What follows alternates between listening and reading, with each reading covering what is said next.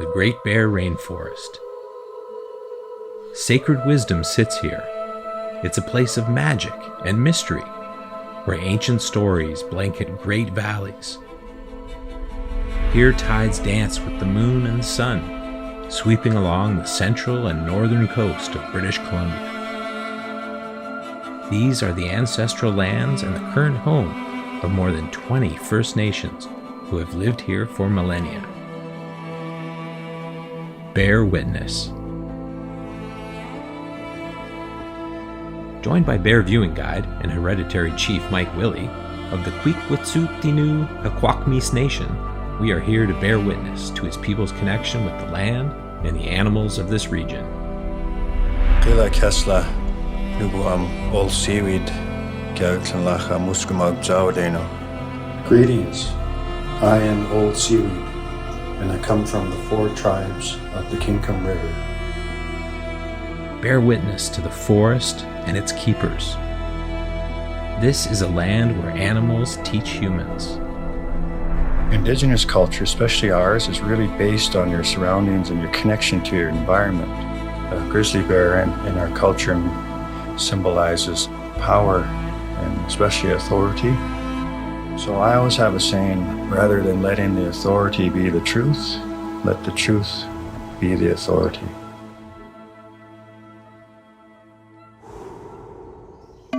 From the Grizzly Bear Foundation, this is GRIZZCAST. As we continue to share these stories, please consider supporting GRIZZCAST with a financial gift by visiting our donation page today.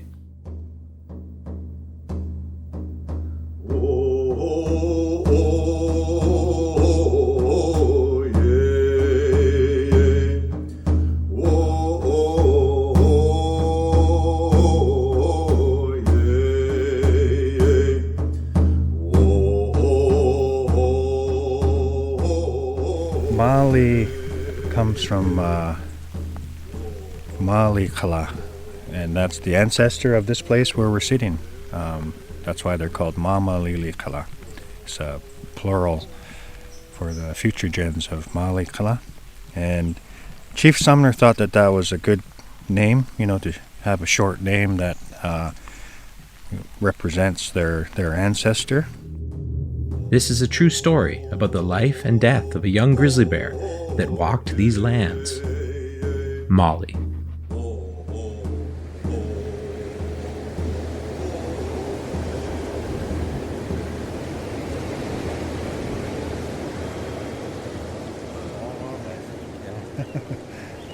Do you have a name for grizzly bear in your language? We call them Gila.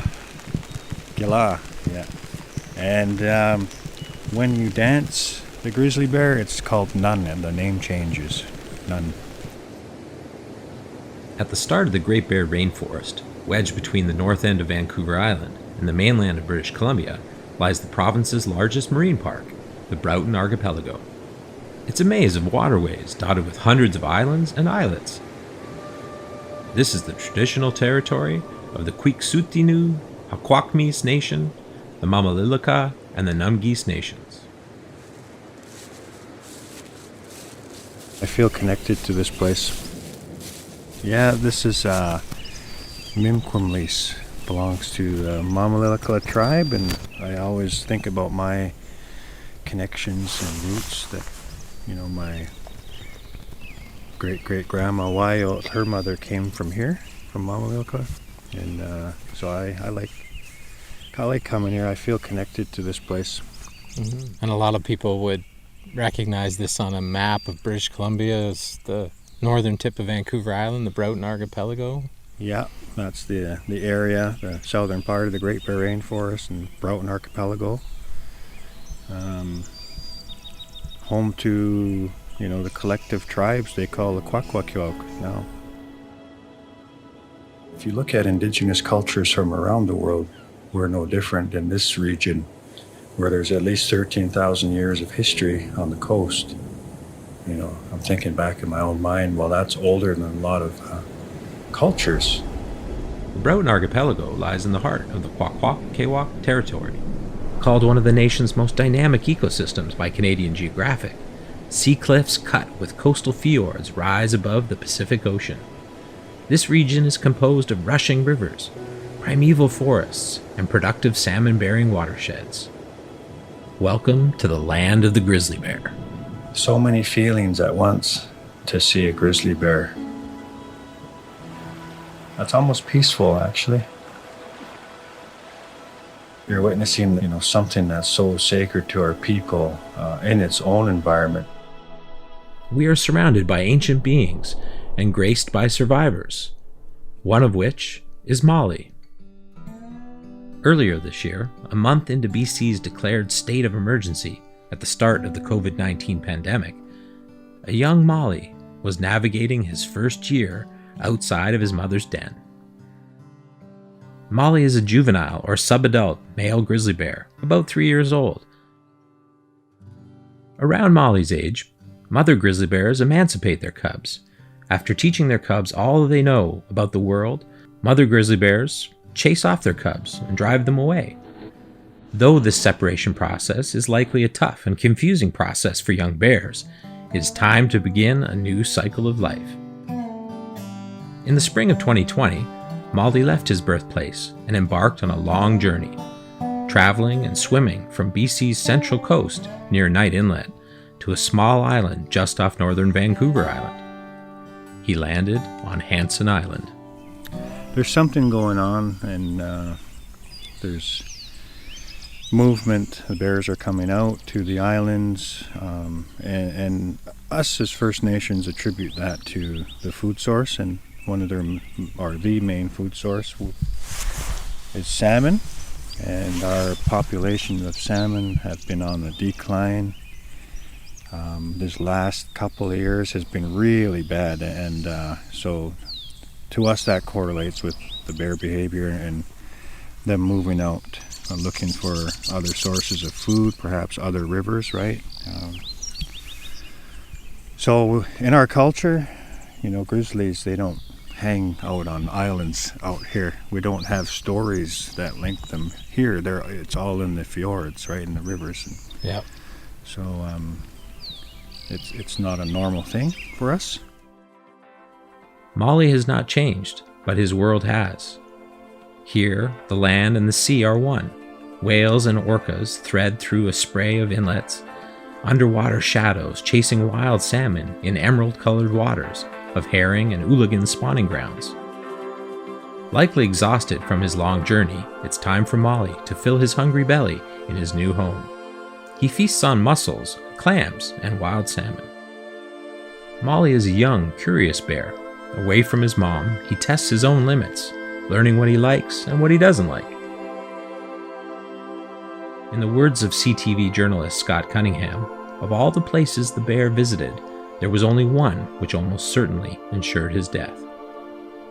It was also the one place he kept returning to. Away from its home territory on mainland BC, this grizzly, named Mally, swam from mainland BC and ended up on Hansen Island, off northern Vancouver Island. Watch out! Get going! In search of food, Mally, like many bears, started eating improperly kept trash. When a grizzly bear starts eating trash, its fate is usually sealed. BC conservation officers are often forced to destroy the animal to keep humans safe. Molly was on Hansen Island and got into someone's garbage there, and unfortunately, and we were in another situation where it was almost like a standoff between us and the conservation officers, because they at first they wanted to do the relocation, but when they got there, they changed their mind, and it went from that to a kill plan. We had the head CO on the line, and he was really trying to talk us into killing this bear, just this one, because it's dangerous. And Chief Sumner just said absolutely not. And then so I brought up reconciliation, like this isn't the way to do it, right? Like, we have the right to make decisions within our own traditional territories too, and we felt that this bear deserved a second chance, right? And let's relocate it. You guys got the gear to do it, and you have it with you right now. And I'm texting with you. Yeah. And we had this group text with the Guardians Yeah. and the Chief, Sumner. Yeah. And then I'm also texting with Minister Heyman and his staff and trying to get the word from Victoria, from the villages, from you were in Victoria as well. At that time I was in Vancouver, and we're all working to save Molly. Yeah, definitely. It was a huge network of texting going on, and we were getting the play-by-play from the Guardians, and this is in the middle of COVID. Yeah. Everyone's locked down. We're all just at home, and we're worried about social distancing. The COs have got the protective gear on and trying to save Molly. And it was something, I mean, we got the head CO to a point where, okay, how about this? How about I do a reassessment? And Chief Sumner and I just said, we would love that. Why don't you go and reassess? And then we get this text from the Guardians, whatever you guys did, it worked. They're going back to the relocation plan. So that was good. And, we chose a spot within the Mamlilka territory to bring Molly and drop him off there. But we fell short, unfortunately, too, because we should have had a collar on Molly and been able to monitor him. And, from there we could have started our program, right, and research and collect data. Well, I think that's where it comes into lead, like most people think, the COs are either going to kill the bear or they're going to work, and we learned from that when they did switch to working to save Molly, they did it with great care. Yeah. But they also weren't prepared. They didn't have the collar ready, and and so that's again where the nations need to, they want to lead here. It takes a while for them to because they're short-staffed, right? They don't have that human capacity to protect and conserve the whole area, right? And they only had one collar, and that collar was where they couldn't get it up in time. Yeah. Right, and there was a time where there was. Well, we saw, how many bears do we see today? Yeah, we saw. Is it 8 or 9? And one day. Yeah. And there's one collar. Yeah. So Molly was. The thing I really appreciated this bear is, as we're talking, someone had photographed Molly and sent us pictures. And he was a handsome, male bear, and he was in trouble. Like, he was into garbage, right? So he was getting into a conflict because someone hadn't properly disposed of it. And he may have been food conditioned, but we didn't know. He didn't have a tag. He hadn't been captured before. No one had really. Yeah. So, I'd often try to make that distinction between conditioned and habituated. Habituated is when you see a bear and you tell the story of Gatu and talking to him and he knew you. That's fine to be habituated in that way. Yeah. But food condition is what we're really worried about. But even Molly, he was, people were saying stories, and the Guardians, Harry and Jake, were telling us, oh, Molly's now on the beach eating mussels. So even when we talk about bears being food conditioned, they still prefer the wild foods. Yeah. Bear witness. That's true. That's why they deserve a second chance. They deserve a second chance. Molly was labeled a nuisance, a problem bear, but he unknowingly had allies fighting for his life. In honor of a grizzly bear named Gatu that was killed in Mike's home village last November, Mike is advocating for non-lethal ways to manage human grizzly bear encounters. Along with the Grizzly Bear Foundation and 2 powerful First Nations leaders, Richard Sumner, Chief Counselor of the Mamlilka Nation, and Chief Rick Johnson of the Kwikwasut'inuxw Haxwa'mis Nation, the team galvanized a plan to save Molly.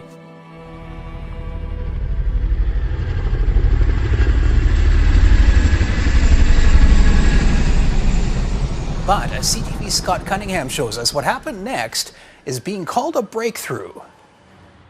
Bundled in a net, a tranquilized grizzly bear is shuttled back to its mainland home.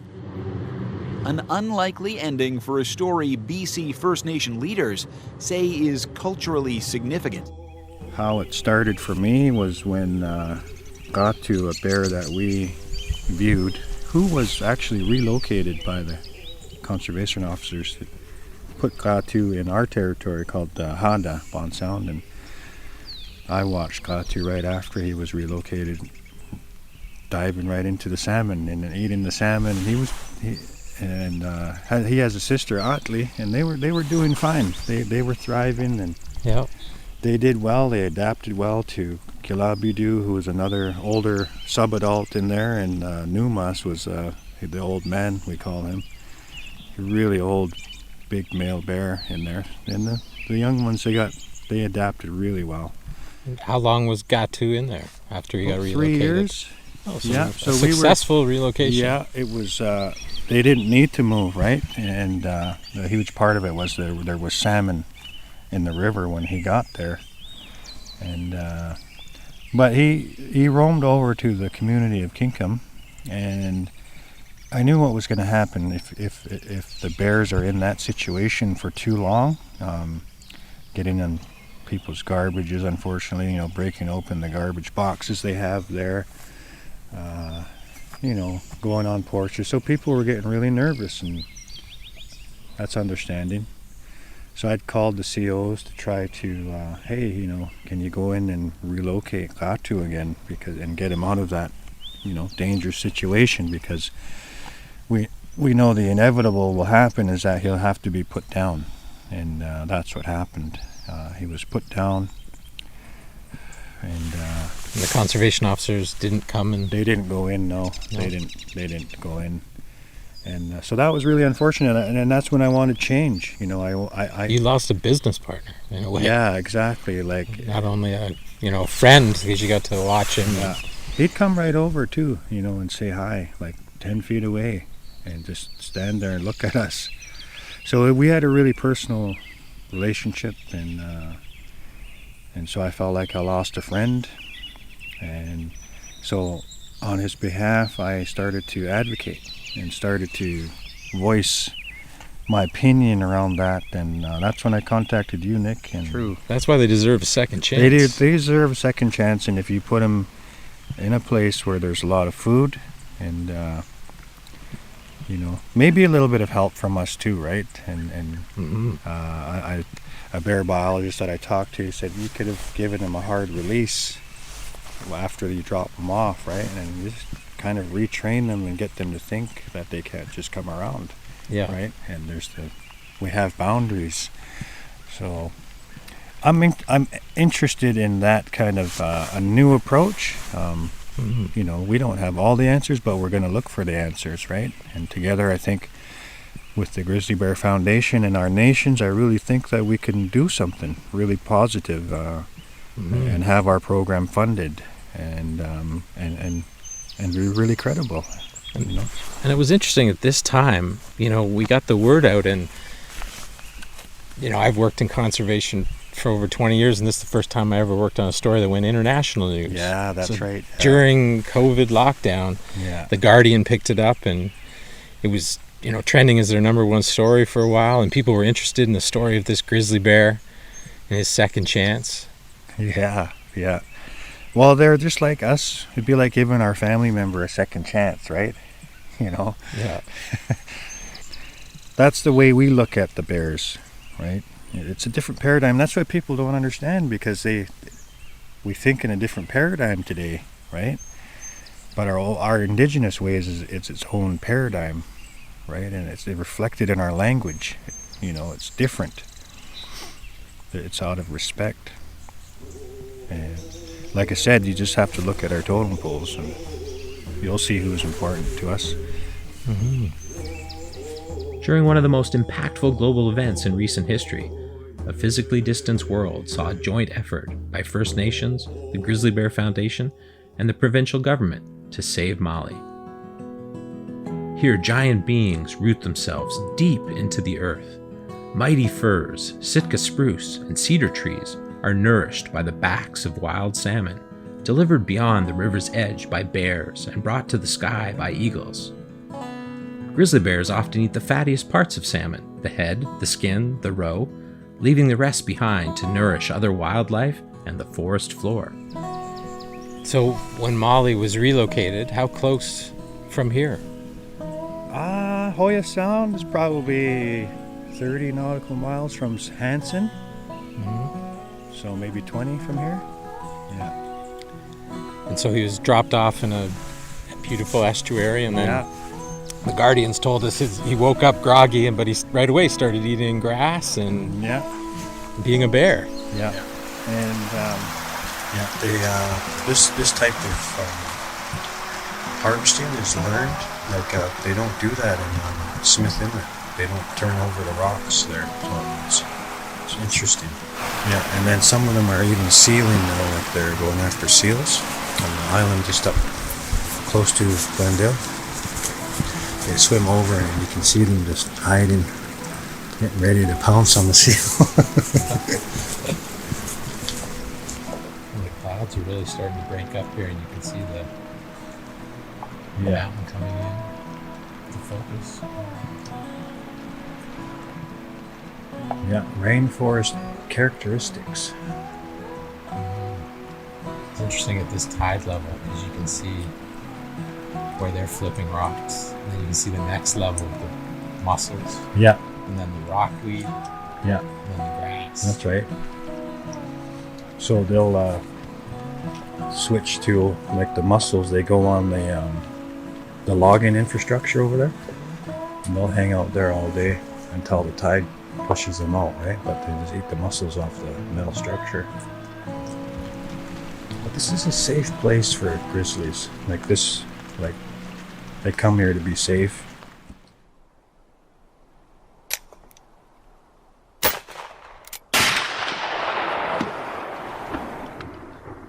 "10 days after Molly was relocated, I received a personal phone call from Environment Minister George Heyman. The tone was somber. Molly had been shot to death, just 30 kilometers from where he was released. Molly, we will continue to fight for you. In solidarity, please join me in listening to Mike as he sings a bear song belonging to his brother, Chief William Wasden. Bear witness."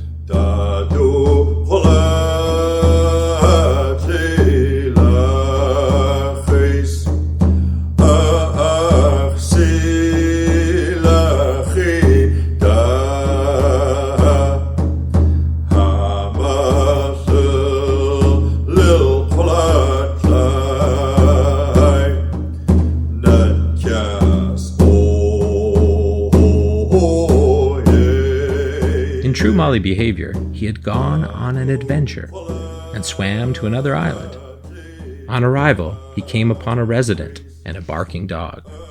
But then, about a week later, I got a call from Minister Heyman, and it was really nice that he called personally, but to tell us the sad news that Molly had been shot. Yeah. And I remember calling you, and I just was, I don't know, it took the air out of my lungs. Yeah. Yeah, it was really upsetting because I had a feeling of failure, right? Like I felt like we failed him, but I also wanted to learn from that, right, and take that as a lesson moving forward. And now we know what we need, right?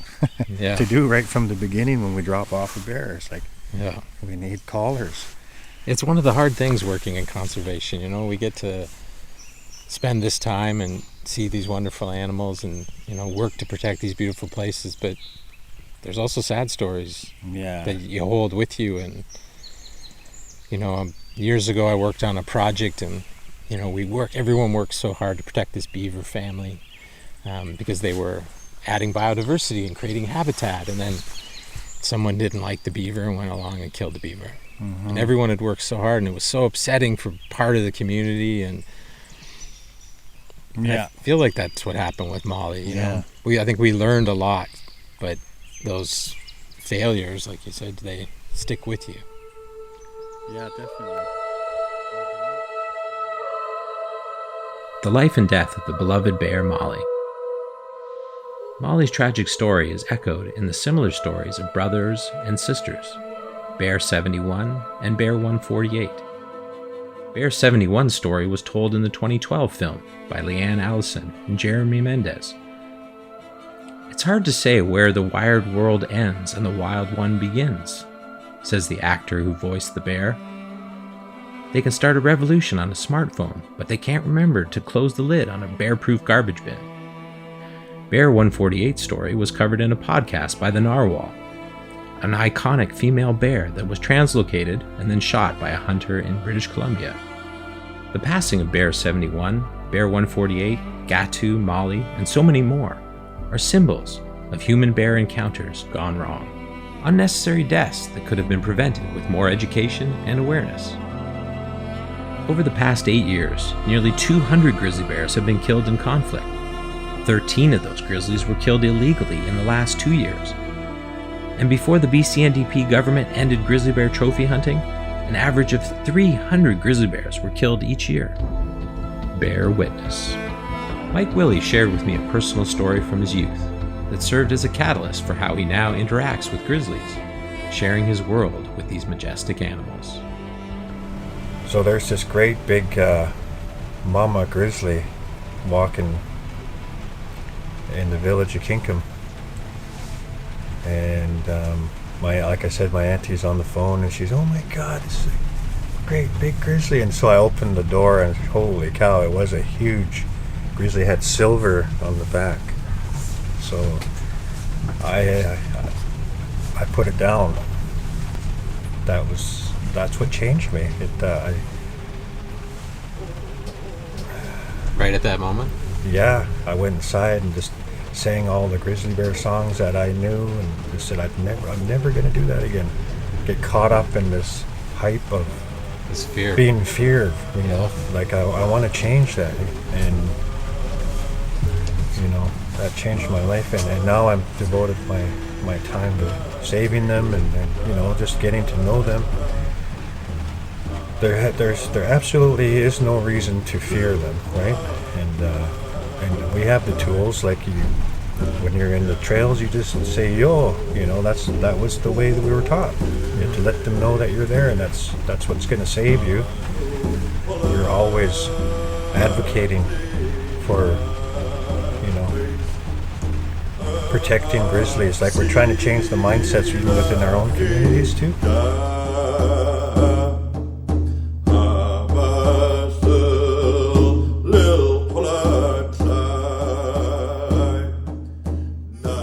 Mike refers to grizzly bears today as members of his family, reframing his relationship with grizzlies many years ago. In 2015, Mike started Seawolf Adventures, an Indigenous-run tourism business, dedicating his life to educating others and advocating for grizzly bears. Seawolf Adventures. And what got you into the grizzly bear viewing? Well, when we first started, we were actually just kayak shuttling. It was a water taxi business / cultural. But we realized right away that, we should actually get into real wildlife viewing, and bear viewing. And I knew someone was in Thompson bear viewing, and that's my traditional territory, right? And that's where my chieftainship comes from too. Right, you're a hereditary chief. Yeah, one of the hereditary chiefs. Seats or standings within my family, one of them is on me, and the other one is on my Uncle Don, and there's one more that we need to put on someone yet. But so that's how I got into bear viewing, and the business just grew. The idea grew. It was going to be a service between Port McNeill and Kinkum, water taxi, and then it just kind of grew. The idea grew, and eventually I got into tourism, started going down that route, and got hooked up with Indigenous Tourism BC, and they pointed me in a few directions, and got some funding to get a boat, and we ordered a Staby craft, which was that's a nice New Zealand designed boat, and we took 6 passengers, and our first year we had 26 passengers, and the year after we had 296 passengers, and then the year after was 510. Yeah. And then so it was really like the word was getting out, like what we were doing, and that's like a wildlife viewing and culture. Yeah, together. so they really liked that, and this is when we were going to Thompson too. So the bear viewing is spectacular. Like, you think this is nice when we're on the beach. There's something else when they're in the river, and when you're walking in the bear trails, and you run into them, and it feels like you have more of a personal experience with them. And so guests loved that. And we'd stop off at one of our ancient village sites in the Birdwood group, but there's just like nothing but white beach because of thousands of years of harvesting clams and living there. And so since then, how many years have you spent taking people out to learn and get to know the grizzly bear? So we started in 2015 when we started the bears. So 5 years now. We're quite young yet in the industry. Yeah. And it was quite something too. Like, we were so shy, just me and Sherry. My niece is really shy. We were so scared to even ask the other operators where the whales were. We wouldn't get on the radio phone. Yeah. But we've come a long way. We've grown, and people know Seawolf now. It's really kind of cool. And sometimes you have to educate people, and it's tough.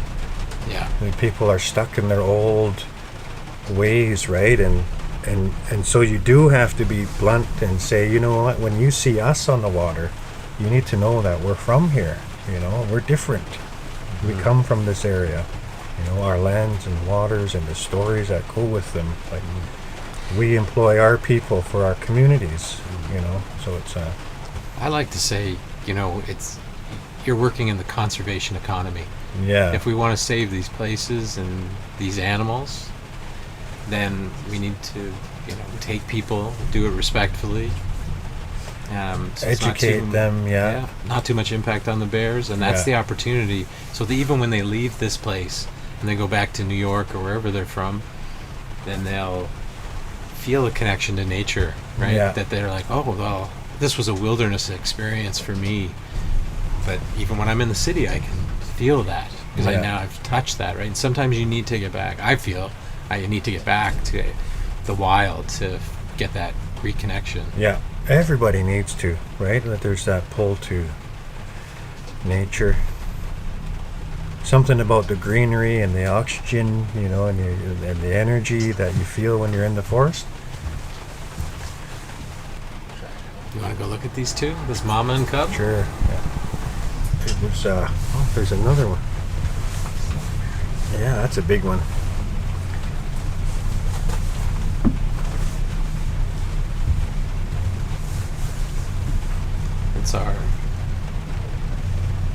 We've seen 5 grizzlies today. So this is 6, isn't it? 6. Oh, right. Yeah. 6 grizzlies today. This inlet doesn't disappoint. Yeah, sometimes we like 13 or 15 in one day. That's a good day, right? Mm-hmm. But I don't like to promote that part of it, like because sometimes we just see, sometimes we only see one, right? And then that's all we have to work with for that day. Yeah. Well. And it takes a lot of pressure off. Oh, is that a mum and cub? Oh, look at that, cub of the year. Yeah. And so the cycle of life begins again. Before Molly died, he was on a journey to find his home range. More bears will follow in his footsteps and learn to survive on their own. In the first year of a bear's life, they are known as Cubs of the Year. In the second and third year of their life, just like Molly, Cubs of the Year will embark on a journey from their birthplace to where they reproduce. This is called natal dispersal. According to research completed by the BC government, understanding the dispersal behavior of grizzly bears is essential for developing conservation strategies and well-managed forest land. Their results suggest that grizzly bear habitat must be wide enough for male grizzly bears to live in with little risk of being killed. Yeah, well, we've been doing this really interesting work together to bring nations from across BC and the Yukon together to talk about Indigenous management of wildlife. Wildlife management doesn't start from a place of hunting. No. It starts somewhere else. Yeah. Coexisting, starts from the relationships that we've had with them and the respect that we've had for them for centuries, right? For thousands of years, and so that was part of the change that I wanted to make was to get, the COs and the Ministry of Environment to acknowledge and take into account our traditional values and principles, right, that help us base decisions within our territories.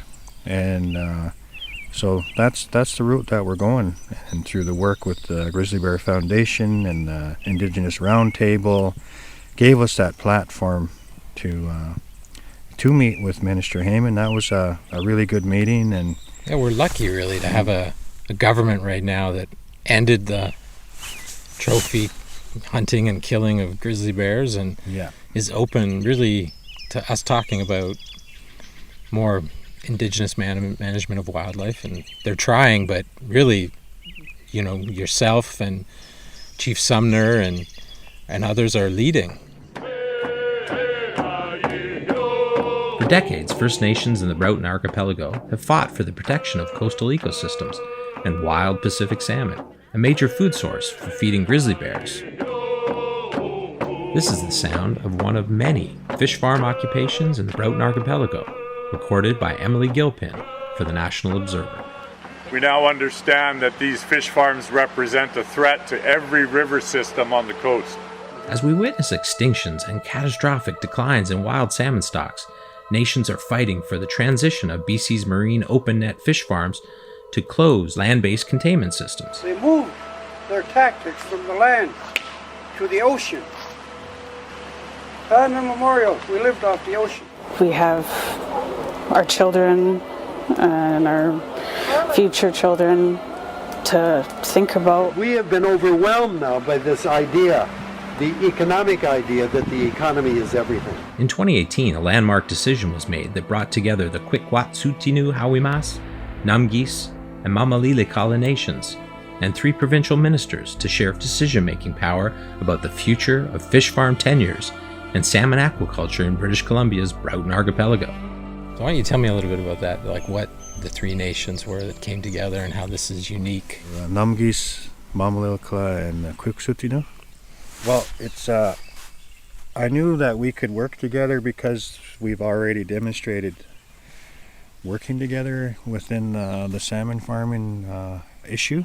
The efforts from these 3 nations are going to benefit the grizzlies when the salmon come back, and so that's a part of this. This grizzly bear movement is connected to that, right? And I want people to know that the efforts that our nations put forward is going to benefit grizzly bears and orcas and our people, and it'll also benefit the tourism industry on the North Island and the Broughton Archipelago. I think that's, the thing of the story of Molly, that even though it ended badly for Molly and so sad for us, but what we learned and what we're going to work toward changing will be in his name, and and it helped build a relationship between you and me. Yeah. And these 3 nations to work together on grizzly bear management. Yeah. Yeah, the MOU, bringing the nations together and the Grizzly Bear Foundation is going to be really exciting. Today, these 3 nations continue to work together to further conversations with the provincial government, hopefully ensuring grizzly bear encounters like Molly's have a positive outcome for wildlife and the bear viewing industry. In recent years, the Grizzly Bear Foundation has supported these efforts, hosting an Indigenous roundtable on grizzly bear conservation and bear viewing ecotourism, bringing together First Nations and Indigenous ecotourism companies from across BC and the Yukon to discuss how we can move forward together. So Molly is going to be the blueprint, I would say a blueprint to the processes moving forward collaboratively with the government. Coexisting, starts from the relationships that we've had with them and the respect that we've had for them for centuries, right? For thousands of years, and so that was part of the change that I wanted to make, was to get the COs and the Ministry of Environment to acknowledge and take into account our traditional values and principles, right, that help us base decisions within our territories. And so that's the route that we're going. Definitely takes commitment and time and effort and the conviction, I guess, to make change and to say, hey, this is our territory. We have a right to manage the wildlife within our territories. And so Chief Sumner spoke really well on that, and I really respect him for that. We do have a right to govern within our own territories, and that's where we're coming from. It's coming from respect, right? That's the foundation of this whole movement, is the respect between us and the grizzlies.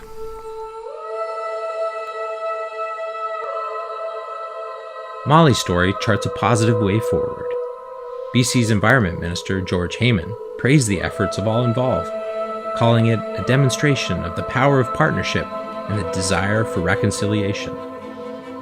At least 14,000 years of history of having these relationships with the grizzlies and wildlife in general. It's not hard to see where our culture is based. What our culture is based on, you just have to look at our totem poles and all of the art. It's all wildlife. Yeah. A new journey begins as the groundwork is laid for a new, Indigenous-led approach to grizzly bear management in this province. I like healing, healing the troubles of the past and also revitalizing language. It's another journey that I love. It's really nice to spend time with you, Mike. We've only talked over the phone. We've seen each other at meetings and stuff, but to be out here in your traditional territory, and thanks for doing this. Nice having you guys. Mm-hmm. Really. Yep. Appreciate it. Yeah, me too. Thanks for being part of GRIZZCAST. All right. Thank you for listening to episode 3. You can find our donation page, behind-the-scenes photos, and grizzly bear resources on our website at grizzcast.grizzlybearfoundation.com. From the Grizzly Bear Foundation, this is GRIZZCAST. Share and subscribe on Apple Podcasts, Google Podcasts, Spotify, or wherever you find your podcast. GRIZZCAST is hosted by the Grizzly Bear Foundation, a charitable organization solely dedicated to the welfare of the grizzly bear. I'm Nicholas Scapolati, the executive producer and your host. This episode was written and edited by our producer, Lindsay Marie Stewart. Our story producer is Leah Hutchings. Interviews were recorded on location in the Broughton Archipelago by Cass Shield. Aloe composed our theme music. Traditional grizzly bear song and drumming by Mike Willie. Solo acoustic music by John Denbor. Intro music is What Remains by Abilene. 100% clearance through MusicBed. GRIZZCAST's original album art is by Marie Wyatt, with graphic design by Lindsay Marie Stewart. GRIZZCAST is brought to you in part by the Commercial Bear Viewing Association. If you are planning a bear viewing expedition in British Columbia, book with a CBVA operator. The CBVA ensures the best experience for you and the bears. To book, visit www.bearviewing.ca.